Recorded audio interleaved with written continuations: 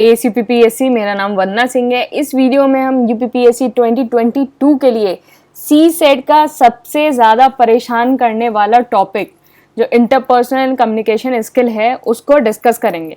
तो इसको डिस्कस करने से पहले मैं आपको कुछ चीज़ें बता दूं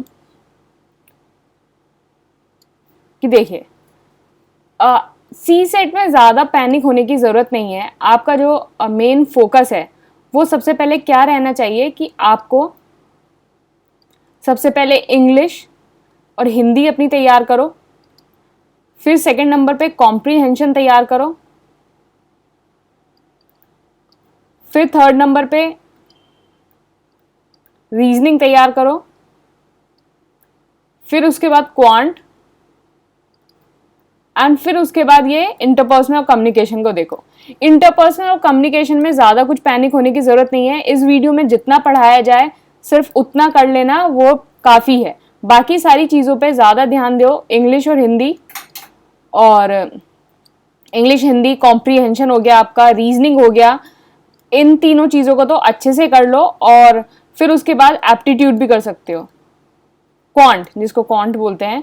कुछ लोगों का क्वांट जो है इतना अच्छा नहीं होगा, लेकिन आप इसको थोड़े जो बेसिक क्वेश्चन है उनको करिए। प्रीवियस ईयर क्वेश्चन से आप इसको कर सकते हैं, तो वहाँ से ये काफ़ी हद तक हो जाएगा।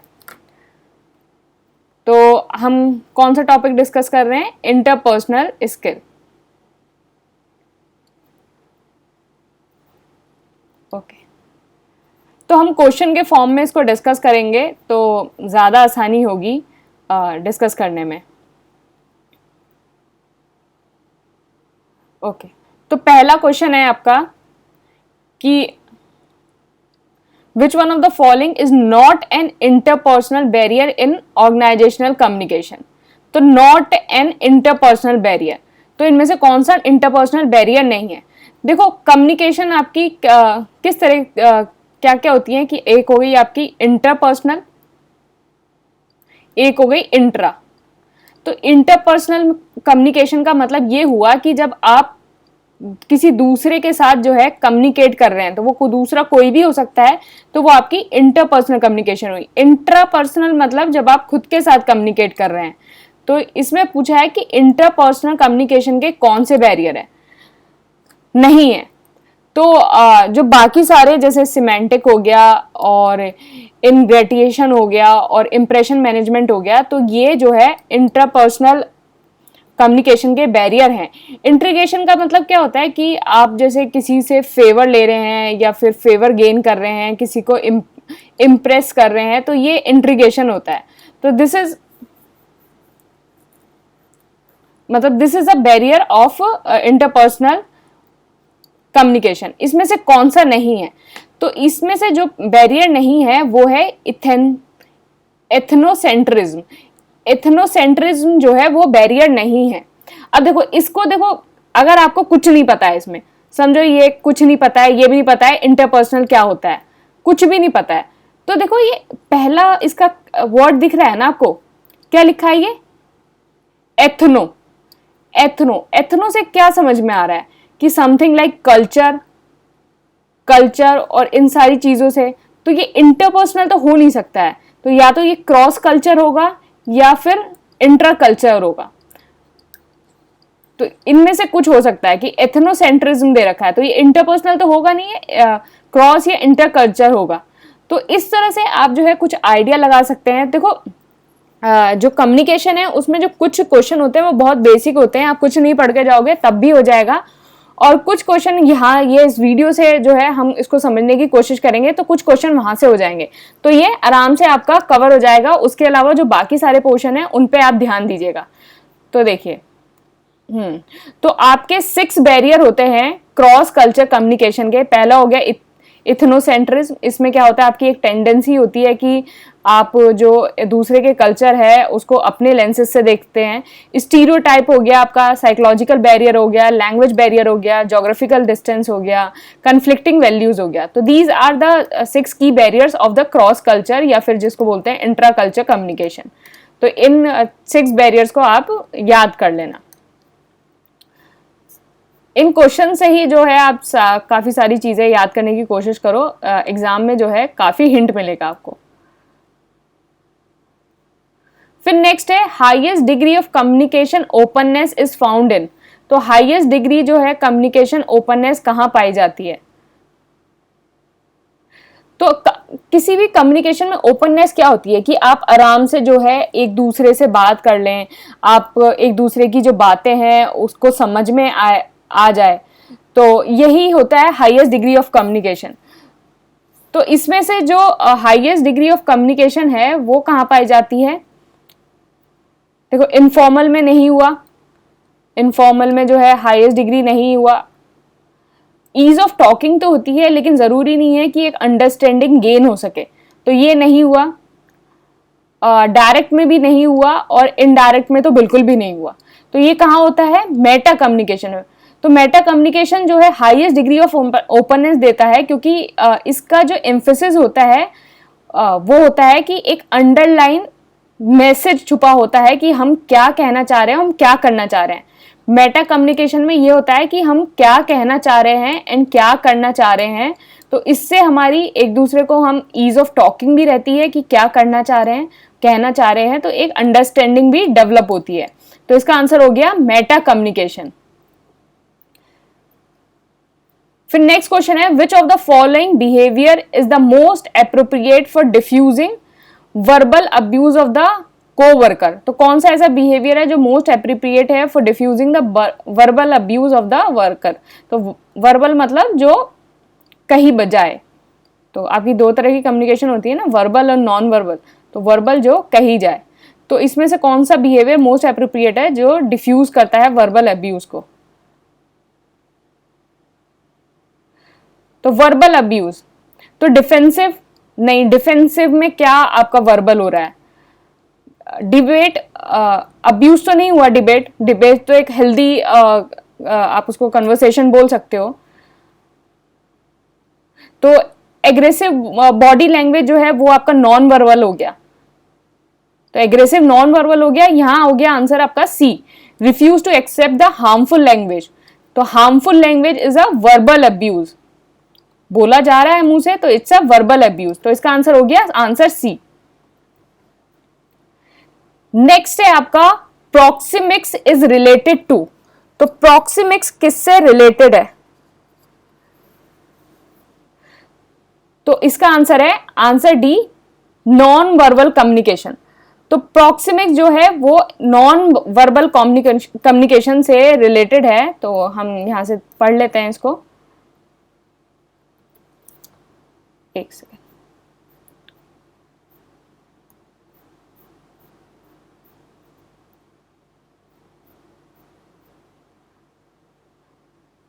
तो यहां देखिए, तो प्रोक्सिमिक्स जो है बेसिकली नॉन वर्बल का पार्ट होता है। और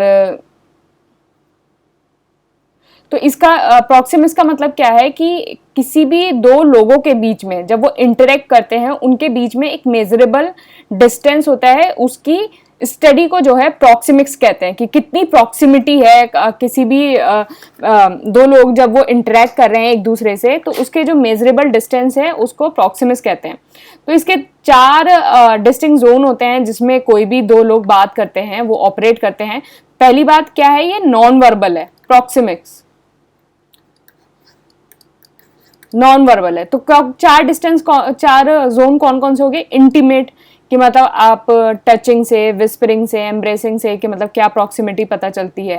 पर्सनल डिस्टेंस हो गया कि इंटरेक्शन जैसे गुड फ्रेंड और फैमिली मेंबर के बीच में आपका एक पर्सनल डिस्टेंस होता है। एक सोशल डिस्टेंस हो गया कि आपको सोशली किस तरह से आप इंटरेक्ट करते हो। और एक पब्लिक डिस्टेंस हो गया पब्लिक स्पीकिंग में। तो ये आपका जो है प्रॉक्सिमिक्स होता है। तो ये आपको ये समझ में आ गया होगा। तो इसका आंसर क्या हो गया? Answer D, non verbal. तो प्रोक्सिमिक्स क्या हो गया? Non verbal communication. तो यहां भी आप देख सकते हैं, it is a hidden component of the interpersonal communication that is uncovered through observation. It is related to non-verbal communication. Active listening encourage the communication to open. It is element for effective interpersonal. तो proxemics आपका ये जो भी हमने समझा वो हो गया। नेक्स्ट क्वेश्चन है the key element for the effective interpersonal communication. तो कौन कौन सा की एलिमेंट है फॉर इफेक्टिव इंटरपर्सनल कम्युनिकेशन? तो इसका आंसर है आंसर सी, एक्टिव लिसनिंग। तो देखो, किसी भी इफेक्टिव इंटरपर्सनल कम्युनिकेशन के जो की एलिमेंट होते हैं वो होते हैं आपके इफेक्टिव लिसनिंग, एक कॉन्फिडेंस हो गया, एम्पैथी हो गया, ओपन माइंड हो गया और फीडबैक हो गया। तो effective listening, confidence, empathy, open mind और फीडबैक, ये जो है ये आपके की एलिमेंट होते हैं किसी भी इफेक्टिव इंटरपर्सनल कम्युनिकेशन के। नेक्स्ट क्वेश्चन है, which one of the following is related to organisational ecology. तो इसमें से कौन सा जो है ऑर्गेनाइजेशनल इकोलॉजी से रिलेटेड है? तो इसका आंसर हो गया आंसर सी, लेटरल कम्युनिकेशन। तो लेटरल कम्युनिकेशन जो है ऑर्गेनाइजेशनल इकोलॉजी से रिलेटेड है।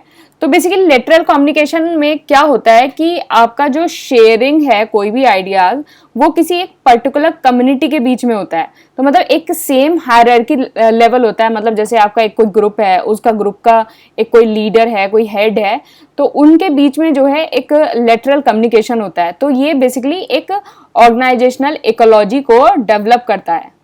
तो देखिए, तो लेटरल कम्युनिकेशन को हम हॉरिजॉन्टल कम्युनिकेशन भी कहते हैं। तो it refer to the transmission of information among the person of the same level and status in organisation. मतलब कोई भी पर्सन जो है, मतलब हॉरिजॉन्टल का मतलब ही क्या होता है, हॉरिजॉन्टल ये लाइन होती है ना, तो ये लाइन क्या मतलब कि हायरार्की में जो है ऑलमोस्ट सेम लेवल का है और सेम स्टेटस का है इन ऑर्गेनाइजेशन। तो ये कहाँ होता है? Among the departmental head who are responsible for different function area of the business. तो एक डिपार्टमेंट है, उसका एक डिपार्टमेंट हेड है और जो different functional area of business में है, इसको हम लेटरल कम्युनिकेशन भी कहते हैं। और बेसिकली ये जो है एसेंशियल है फॉर द कोऑर्डिनेशन। तो कोऑर्डिनेशन है, मतलब ऑर्गेनाइजेशनल इकोलॉजी के लिए जो है लेटरल आपका कम्युनिकेशन जो है वो इम्पॉर्टेंट है। तो ये आपको समझ में आ गया होगा। तो देखो, इतना भी कोई टफ नहीं है, थोड़ा सा दिमाग लगाओगे चीज़ों में तो ये आसानी से हो सकती है। तो इतना भी आपको कोई इतना ज़्यादा हुआ जैसे बना रखा है कम्युनिकेशन का, जितने क्वेश्चन हो पाते हैं उतने करके आओ, ओवर अ टाइम मत करना और बाकी सारी चीज़ों पे थोड़ा फोकस रखो और ये जो वीडियो में है वो उतना पढ़ लो। तो विच one of the following is a paralinguistic Q in communication. तो पैरालिंग्विस्टिक क्यू कौन सा है कम्युनिकेशन के अंदर? तो इसका जो आंसर है वो हुआ आंसर सी, टोनल पिच। तो टोनल पिच जो है एक पैरालिंग्विस्टिक क्यू है। तो पैरालिंग्विस्टिक क्या होता है कि एक कम्युनिकेशन का ही पार्ट होता है, लेकिन outside of the word themself, जैसे कोई वॉल्यूम हो गई, स्पीड हो गई और आपकी पिच क्या है, ये सारी चीज़ें जो हैं आपकी पैरालिंग्विस्टिक में आती हैं। तो अब इसको भी हम देख लेते हैं एक बार।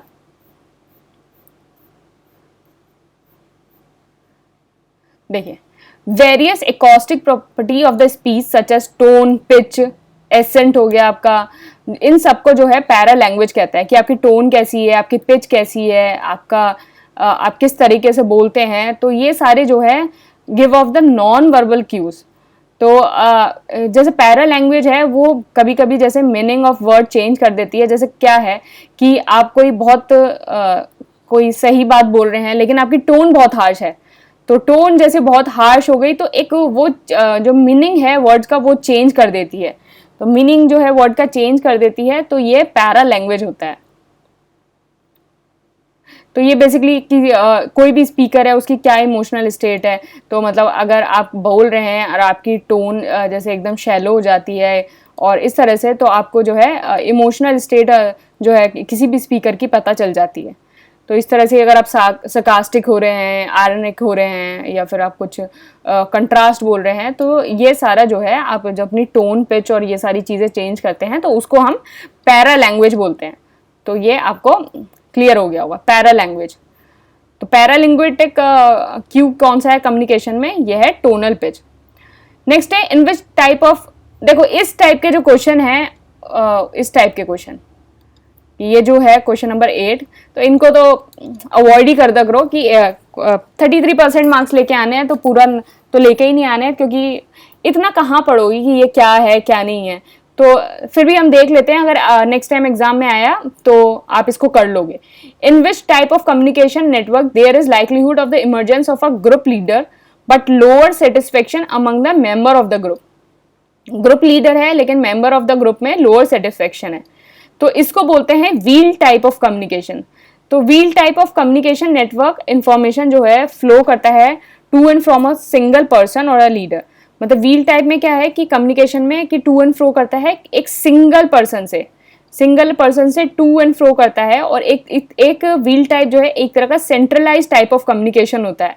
तो इसमें जो है हर सबऑर्डिनेट जो है कमांड रिसीव करता है, इंस्ट्रक्शन रिसीव करता है फ्रॉम अ सिंगल अथॉरिटी से ये कमांड और इंस्ट्रक्शन रिसीव कर रहा है। तो इसलिए ये जो है लोअर सेटिस्फेक्शन प्रोवाइड करता है among the member of the group. तो मेंबर ऑफ द ग्रुप के अंदर लोअर सेटिस्फेक्शन प्रोवाइड करता है। नेक्स्ट क्वेश्चन है, which one of the following is an example of the organisational silence in upward communication. तो upward communication के अंदर जो है ऑर्गेनाइजेशन साइलेंस एग्जाम्पल कौन सा है? तो इसका आंसर है आंसर सी, फिल्टरिंग।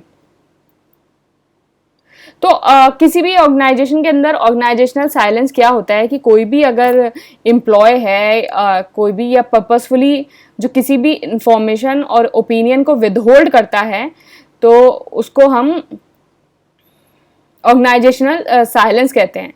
तो अपवर्ड कम्युनिकेशन के अंदर मतलब ऊपर की साइड जब कम्युनिकेशन हो रही है तो इसमें जो एग्जाम्पल है ऑर्गेनाइजेशन साइलेंस का वो है फिल्टरिंग। देखो फिल्टरिंग, अभी हम अपवर्ड कम्युनिकेशन पढ़ लेते हैं तो आपको जो है फिल्टरिंग क्लियर हो जाएगा।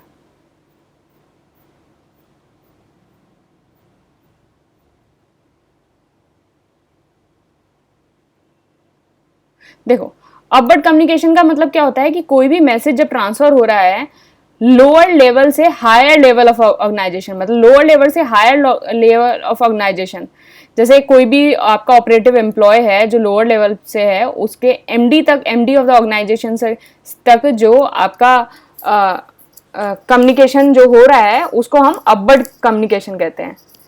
तो अपवर्ड कम्युनिकेशन का जो पर्पस होता है कि जो आपके सुपीरियर हैं उनको इन्फॉर्म करना कि आपके जो वर्क है उसका क्या प्रोग्रेस है, क्या डिफ़िकल्टीज फेस हो रही हैं किसी भी एग्जीक्यूटिंग ऑर्डर को करने में, मेजर क्या क्या लिए जा सकते हैं इम्प्रूवमेंट के लिए, कम्युनिकेट करना ग्रेवेंस और फीलिंग ऑफ बिलोंगिंगनेस भी इससे ही क्रिएट होती है। और तो इसमें हमारा क्वेश्चन क्या था कि एग्जाम्पल क्या है साइलेंस का। तो अगर आप ये सारी चीज़ें फिल्टरिंग कर दें, स्टॉप कर दें, तो आपका जो है एक साइलेंस जो है क्रिएट हो जाएगा अपवर्ड में। तो अपवर्ड कम्युनिकेशन में एक फिल्टरिंग जो है वो एग्जाम्पल है ऑर्गेनाइजेशन साइलेंस का। फिल्टरिंग का मतलब यही हुआ ना कि आप कोई भी इंफॉर्मेशन विदहोल्ड कर रहे हो, कोई भी ओपिनियन जो है विदहोल्ड कर रहे हो। तो ओपिनियन विदहोल्ड करने का फिल्टरिंग का मतलब क्या हो गया कि कुछ चीज़ें आप पास कर रहे हो और कुछ चीज़ें पास नहीं कर रहे हो। डिले का मतलब हो गया कि डिले में तो ये हुआ कि पास हो रहा है डिले में। तो फिल्टरिंग में जो है आप फिल्टरिंग इसका एग्जाम्पल हुआ। तो ये सारे हमने क्वेश्चन जो है डिस्कस कर लिए। तो आपको मुझे लगता है आपको ये सारी चीज़ें समझ में आ गई होंगी। अगर आपको कोई भी कुछ भी प्रॉब्लम है तो आप कमेंट बॉक्स का यूज़ कर सकते हैं और जो है मुझे बता सकते हैं कि क्या इसमें हम क्या इम्प्रूवमेंट करें और क्या चीज़ें हैं। इतना पैनिक होने की वैसे कोई ज़रूरत नहीं है इंटरपर्सनल कम्युनिकेशन स्किल में। जो चीज़ें हो रही हैं इट्स गुड। बाकी ये वीडियो आपकी जो है बहुत हेल्प करेगा, आप इसको ज़रूर देखिएगा। Thank you and all the best. SSC prelims 2020 course है। तो पहला कोर्स ये है, इसमें नोट्स, टेस्ट सीरीज और करंट अफेयर प्रोवाइड होगा। फिर टेस्ट सीरीज है, फिर करंट अफेयर कोर्स है। तो इस नंबर पे जो व्हाट्सएप है इस पे डिटेल मिल जाएंगी आपको, और ये इंग्लिश मीडियम में है। तो बाकी सारी डिटेल यहाँ नीचे पीडीएफ में होंगी, वहाँ आप इसको देख सकते हैं और इस नंबर पे आप कांटेक्ट कर सकते हैं। Thank you and all the best.